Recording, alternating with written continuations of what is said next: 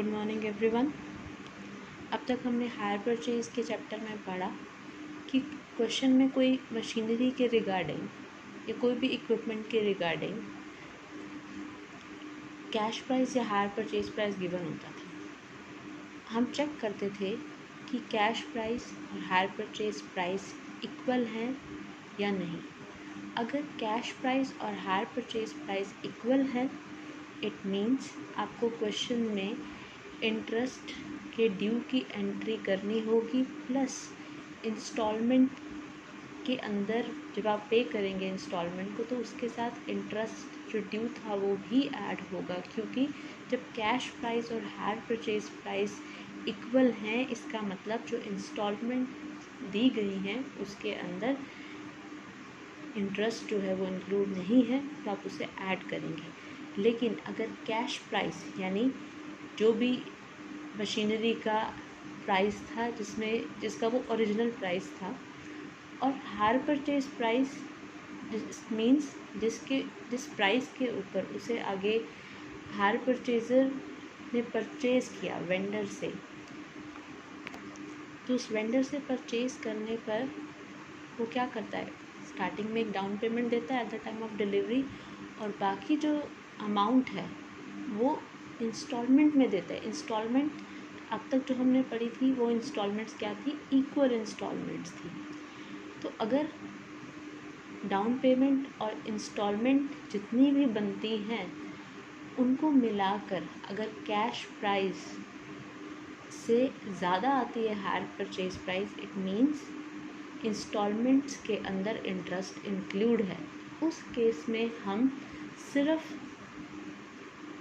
Books के अंदर हम क्या करते थे, हम सिर्फ इंटरेस्ट ड्यू की एंट्री करते थे और इंटरेस्ट को इंस्टॉलमेंट में ऐड नहीं करते थे, क्योंकि इंटरेस्ट इंस्टॉलमेंट में ऑलरेडी ऐड होता था। इसी तरह से हमने एक क्वेश्चन किया था जिसमें हाफ ईयरली इंस्टॉलमेंट पेड थी, वो आप अच्छे से कर चुके हैं। आज हम करते हैं कि अगर क्वेश्चन में कैश प्राइस ना गिवन हो और कैश प्राइस को कैलकुलेट करना हो तो कैसे किया जाएगा। अब इस केस में कैश प्राइस को कैलकुलेट करने के दो मेथड्स दे रखे हैं। नंबर 1, कैश प्राइस को कैलकुलेट करना by annuity rate. Second, cash price को कैलकुलेट करना on the basis of rate of interest. अब देखो, एन्युटी रेट अगर आपको क्वेश्चन में गिवन है, एन्युटी रेट के बारे में आई थिंक आप मैथ्स में पढ़ चुके होंगे कि मीन्स आपको present value of a rupee given होती है for a particular time period, एक परसेंटेज के ऊपर। तो उस एन्युटी रेट को यूज़ करके आप क्या करेंगे, कैश प्राइस निकालेंगे। अब देखिए, आपके पास एक फॉर्मूला गिवन होगा जब आप कैश प्राइस निकालेंगे। फॉर्मूला क्या होगा कि cash price is equal to, आपको एन्युटी रेट क्वेश्चन में गिवन होगी और एक इंस्टॉलमेंट। याद रखिए, इस फॉर्मूला को कैश प्राइस निकालने के लिए आप तभी यूज़ करोगे जब इंस्टॉलमेंट्स जो हों वो सेम हों, अलग अलग ना हो। उस केस में ही आप इस मेथड को, एन्युटी रेट मेथड को यूज़ करेंगे कैश प्राइस निकालने के लिए। तो कैश प्राइस निकालने का फॉर्मूला हुआ annuity rate into amount of one instalment. क्योंकि सभी सेम है तो हम एक ही इंस्टॉलमेंट एक जैसी ही रहेंगी तो आप एक उठा लीजिए, प्लस एडवांस पेमेंट, जो भी आपने डिलीवरी पेमेंट की थी, डाउन पेमेंट की थी, उसे ऐड कर देंगे। क्वेश्चन देखते हैं। 1 अप्रैल 2010 को वरुण लिमिटेड ने एक मशीन परचेज की हायर परचेज सिस्टम पर 80,000 रुपये की और कैश 20,000 इमीडिएटली पे किया, डाउन पेमेंट है, and agreeing to pay 3 further instalments of 20,000 each on 31 March every year. और क्या कहा कि 20,000 उन्होंने क्या किया, डाउन पेमेंट की, और 3 फर्दर इंस्टॉलमेंट्स में वो क्या करेंगे, 20,000 पे करेंगे, मतलब 60 plus 20 80,000। The interest is charged at 5% per annum, it having been included in the instalment. उन्होंने कहा इंटरेस्ट जो है वो इंक्लूडेड है इंस्टॉलमेंट्स के अंदर और वो 5% पर एनम से चार्ज किया जाएगा। अब इस क्वेश्चन में करना क्या है, कैश प्राइस मशीन का निकालना है और नेसेसरी अकाउंट्स बनाने हैं। वरुण लिमिटेड की बुक्स के अंदर, हायर परचेजर की बुक्स के अंदर वेंडर का अकाउंट बनेगा, जहाँ पर मशीनरी जो है जो उसने खरीदी है उसके ऊपर डेप्रिसिएशन चार्ज होगा 20% की रेट से WDV मेथड से, यानी रिड्यूसिंग बैलेंस मेथड से। प्रेजेंट वैल्यू देखो क्वेश्चन में दे रखी है, हमेशा गिवन होगी। Present value of annuity of 1 rupee for 3 years at the rate 5% is 2.72325। अब देखिए क्वेश्चन में कैश प्राइस गिवन नहीं है, अब एन्युटी क्वेश्चन में गिवन है। और क्या था, हमें क्या चाहिए थी, इंस्टॉलमेंट चाहिए थी। इंस्टॉलमेंट आपके पास गिवन थी 20,000। ध्यान रखना कि इंस्टॉलमेंट इक्वल हैं, उस केस में ये फॉर्मूला अप्लाई हो रहा था। तो 20,000 इंस्टॉलमेंट थी, एन्युटी रेट इतना है, डाउन पेमेंट 20,000 थी, आपका कैश प्राइस निकल जाएगा। ठीक है, अब हम देखेंगे, अब कैश प्राइस आ गया, अब आपके पास हायर परचेज प्राइस पड़ा था। नाउ वी विल सी कि कैश प्राइस और हायर परचेज क्या इक्वल है, और कैश प्राइस और हायर परचेज प्राइस में डिफरेंस है। क्या है, hire purchase price is greater than cash price. इसका मतलब कि इंस्टॉलमेंट्स के अंदर जो है वो इंटरेस्ट इंक्लूड है। आपको वेंडर की बुक्स में सिर्फ ड्यू की एंट्री करनी है, इंटरेस्ट की इंस्टॉलमेंट के साथ उसे ऐड नहीं करना। और वैसे भी क्वेश्चन में गिवन ही था कि इंटरेस्ट जो है वो क्या है, आपका इंक्लूड है इंस्टॉलमेंट्स के अंदर, और आपने वेरीफाई भी कर लिया। अब हम क्या करते हैं, अकाउंट्स बनाते हैं। वरुण लिमिटेड हायर परचेजर की बुक्स में मशीनरी अकाउंट बनेगा, वेंडर अकाउंट बनेगा, इंटरेस्ट अकाउंट बनेगा, डिप्रिसिएशन अकाउंट बनेगा। अब देखिए मशीनरी अकाउंट आपको करना आता है, ये हम कर भी चुके हैं पहले। 1 अप्रैल को परचेज़ की थी, कितनी एंट्री क्या होती है, machinery account debit to vendor. Hire purchase की बुक्स में एंट्री हो रही है तो कैश प्राइस कितना 74,465।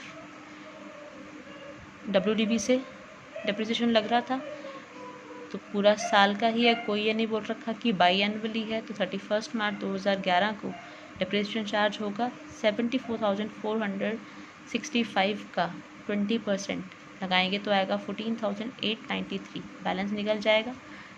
नेक्स्ट बैलेंस कितना आया 1 अप्रैल 2011 को 59,572, डिप्रिसिएशन लगा 572 के ऊपर कितना 20%, रिमेनिंग बैलेंस 47,658।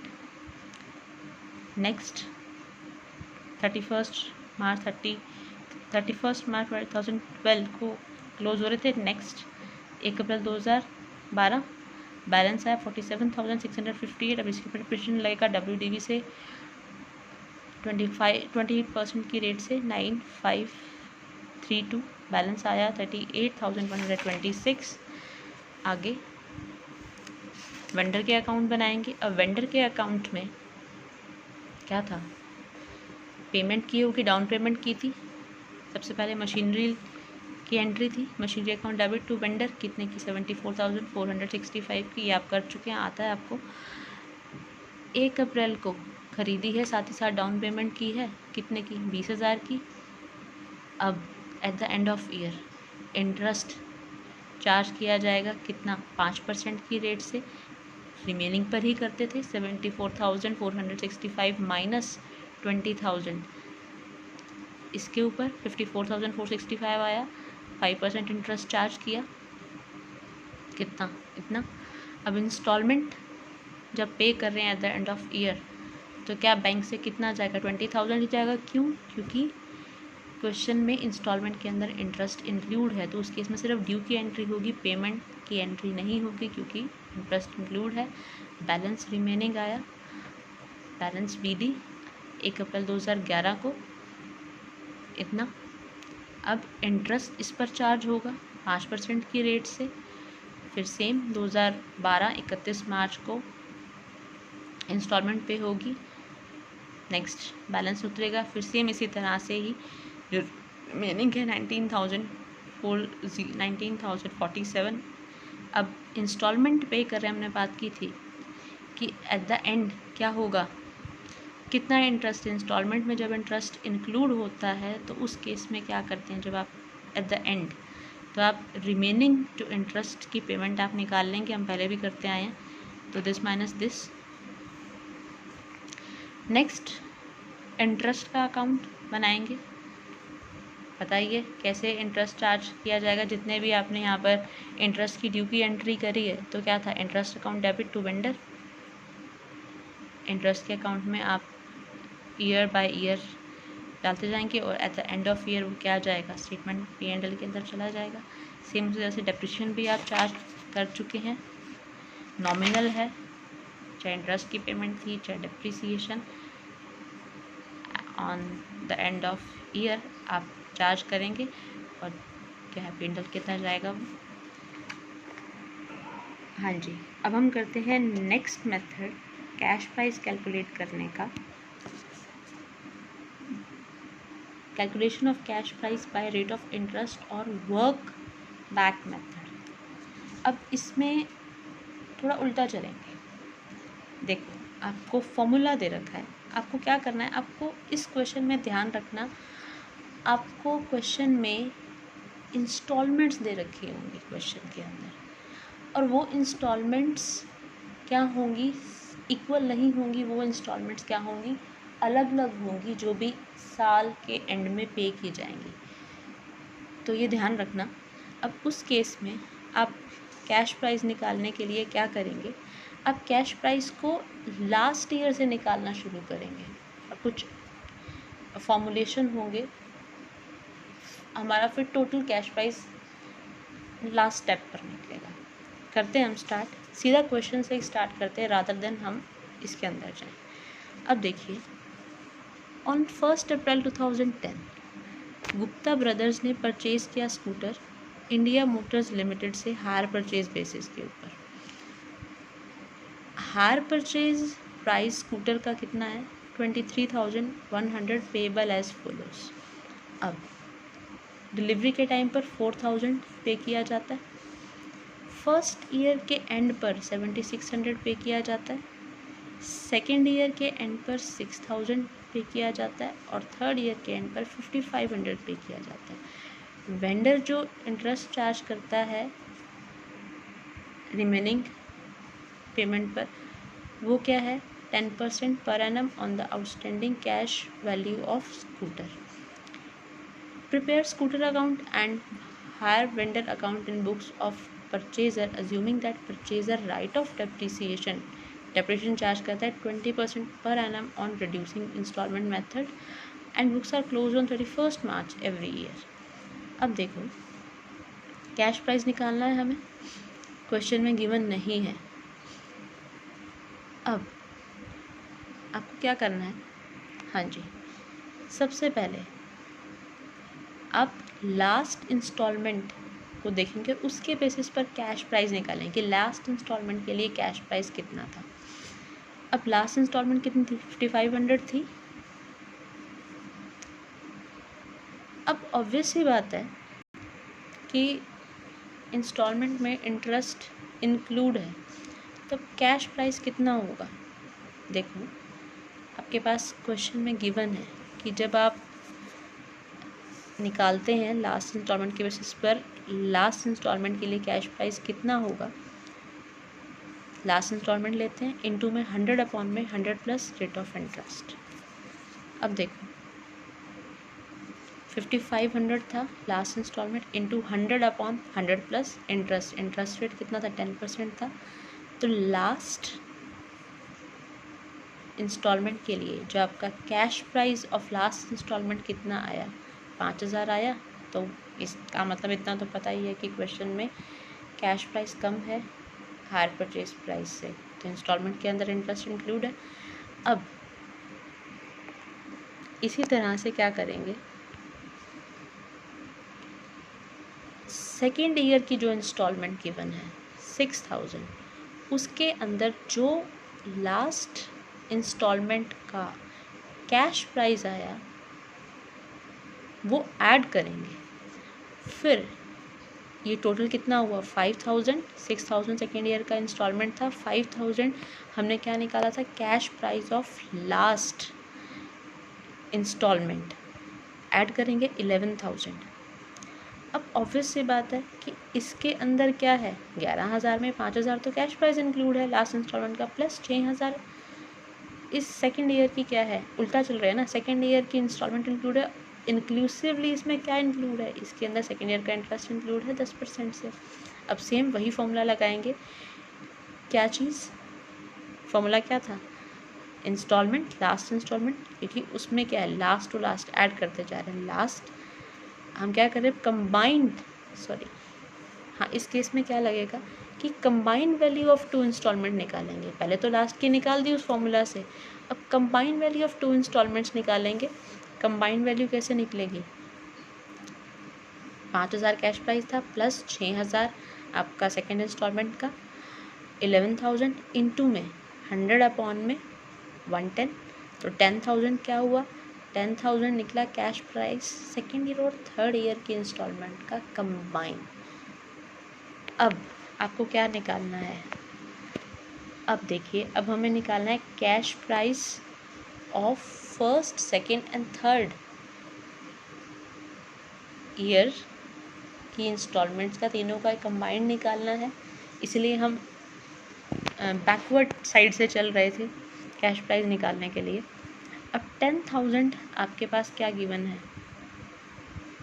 सेकेंड और थर्ड ईयर का कंबाइंड कैश प्राइस है। अब इस कैश प्राइस के अंदर हम ऐड करेंगे क्या फर्स्ट ईयर का, उल्टे से चल रहे थे, इसको यूज़ किया फिर इसको यूज़ किया, कैश प्राइस इसका आया, इसमें ऐड किया तो फिर कैश प्राइस 2 सालों का आया, अब इसमें ऐड करेंगे इनके कैश प्राइस के साथ इस इंस्टॉलमेंट का, कितना आएगा 10,000 कैश प्राइस था लास्ट 2 इंस्टॉलमेंट का, उसमें ऐड करेंगे 7600 जो फर्स्ट ईयर की क्या है इंस्टॉलमेंट है। अब उसके अंदर इंटरेस्ट इंक्लूड है फर्स्ट ईयर का 10% की रेट से, तो कैश प्राइस कंबाइन कितना निकलेगा तीनों सालों का 17600 इंटू 100 अपॉन 110, 16000 क्या निकलेगा आपका कैश प्राइस निकलेगा तीनों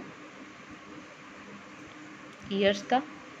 अब हमने क्या कहा था कि टोटल कैश प्राइस कैसे निकलेगा, टोटल कैश प्राइस जो निकलेगा उसमें हम क्या करेंगे, ऑब्वियसली बात है कि एडवांस तो हमें स्टार्टिंग में डाउन पेमेंट गिवन ही था, तो जो आपके पास 3 सालों की इंस्टॉलमेंट के लिए जो कैश प्राइस बनता था इसमें से इंटरेस्ट तो हटा दिया, बेसिकली जो हमने काम किया था उसका पर्पस क्या था कि इंटरेस्ट एक्सक्लूड हो जाए, ओरिजिनल फिगर आ जाए, तो 16000 आपके पास क्या आया 3 सालों का कैश प्राइस प्लस जो डाउन पेमेंट आपने कैश की है वो, तो 20000 क्या रहा आपका कैश प्राइस रहा। अब आपने क्वेश्चन में देख लिया कि 20000 आपके पास कैश प्राइस है और क्या था 23100 आपके पास हायर परचेज प्राइस है, it means hire purchase price higher है, कैश प्राइस से इंस्टॉलमेंट इंक्लूड है, में इंटरेस्ट इंक्लूड है, तो आगे आपको क्वेश्चन में करना आता ही है आपको कैसे करना है जी। हमारे पास गुप्ता ब्रदर्स की बुक्स में स्कूटर अकाउंट बनाएंगे, डेप्रिसिएशन प्रोवाइड था आपको किस रेट से लगाना है, it was 20% per annum WDV, तो आपके पास 20000 का कैश प्राइस था, कैश प्राइस पर डेप्रिसिएशन लगता है हमेशा 4000 निकल जाएगा, 20000 का 20% 4000 रिमेनिंग बैलेंस आ जाएगा, फिर 16000 के ऊपर नेक्स्ट ईयर डेप्रिसिएशन चार्ज होगा किस रेट से 20% WDV की तरह की रेट से, इस तरह से आप कर लेंगे। अब वेंडर का अकाउंट बना रहे हैं, हमें पता ही है वेंडर का अकाउंट बनेगा, तो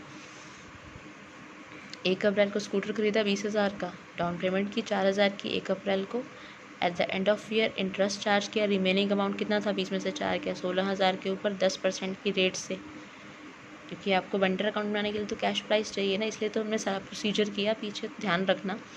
अब 1600 इंटरेस्ट है, लेकिन हमने क्वेश्चन में पता था कि 23100 हमारा हायर परचेज प्राइस था, कैश प्राइस हमारा 20000 निकला था, तो इंस्टॉलमेंट के अंदर क्या है इंटरेस्ट इंक्लूड है, तो सिर्फ ड्यू की एंट्री होगी, ऐड नहीं होगा।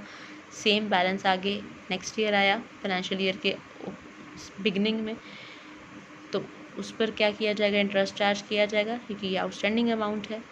इसके ऊपर अब इंटरेस्ट सेम वही चीज़ ड्यू है, इंस्टॉलमेंट के अंदर इंक्लूड है, अलग से नहीं ऐड होगा, बैलेंस फिर आया।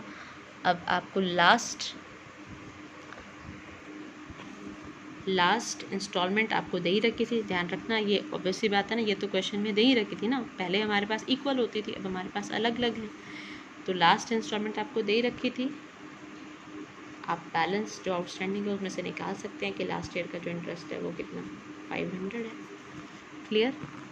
देख लीजिए 3100 इंटरेस्ट था, जो एक्स्ट्रा हायर परचेज प्राइस 23,100 था, तो 3100 क्या था डिफरेंस, 20,000 और 23,100 में से 3100 का डिफरेंस क्या था, वो इंटरेस्ट का ही तो इनकलकेशन था ना, 500, 1000 और 1600, 3100 रहे।